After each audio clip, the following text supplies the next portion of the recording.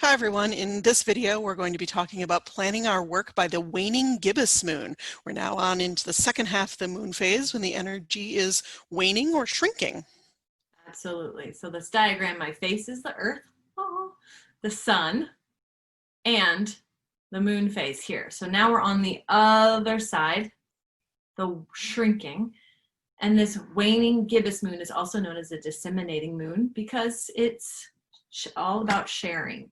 So that angle is, starting to cover up the earth, is covering up part of the moon.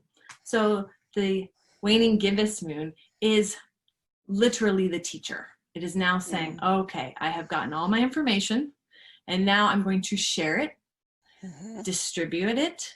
It's like the pollen of a plant. Oh, I love that. Yeah, it's really about that reaching out, sharing your work with a wider public. Really, this might be when you really launch something as well, like right after the full moon. Yep. So maybe launching a new course, publishing a report, publishing, if you only maybe do a monthly newsletter or like post to your blog once a month, this would be the time when you'd want to do that.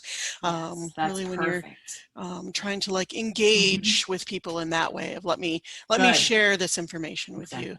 Let me teach you about something. So it's a social moon phase.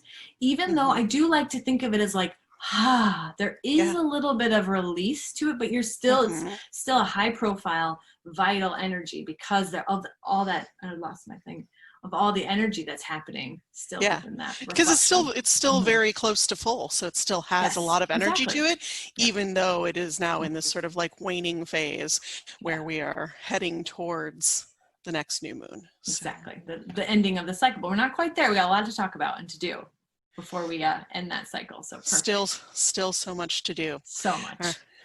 All right, in the next video we'll be talking about planning your work by the waning quarter moon. Perfect.